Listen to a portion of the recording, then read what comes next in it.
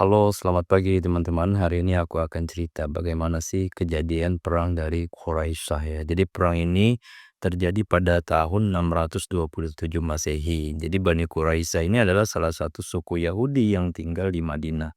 Dan mereka ini memiliki perjanjian damai ya dengan Nabi Muhammad untuk saling menjaga Madinah. Namun saat perang Khandaq, mereka ini berkhianat dengan berpihak pada Quraisy dan Ahzab dan membuka celah yang bisa membahayakan kaum muslimin dari dalam Madinah.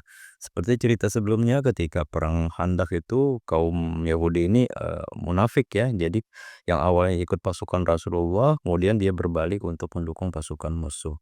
Nah, jalan peristiwa dari perang ini adalah setelah pasukan Ahzab bubar, jadi Nabi dan kaum muslimin itu segera mengepung, benteng Bani Quraiza dan pengepungan ini berlangsung sekitar 25 hari. Akhirnya Bani Quraiza itu menyerah, jadi mereka minta keputusan hukum ditentukan oleh seorang sahabat. Jadi Nabi itu menunjuk Sa'ad bin Mu'adz, ini pemimpin, suku Aus, suku Tulama Quraizah, dan putusan dari hukum tersebut adalah, memutuskan Sa'ad bin Mu'adz ini laki-laki dewasa itu dihukum mati karena dianggap pengkhianat dan pengkhianatan saat perang berarti hukuman berat. Dan wanita dan anak-anak itu dijadikan tawanan dan harta mereka dibagi sebagai ghanimah. Nah, keputusan ini sesuai dengan hukum Taurat sendiri ya, kitab mereka, para kaum Yahudi ini, sehingga Nabi Muhammad itu menganggapnya adil. Hasil dari perang ini adalah sekitar 600 sampai 700 laki-laki Quraizah itu dieksekusi karena pengkhianatan tadi.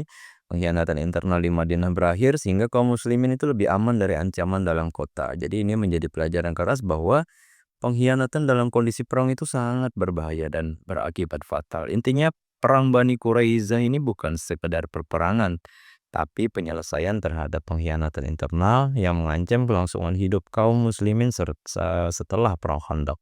Mudah-mudahan bisa bermanfaat ya teman-teman.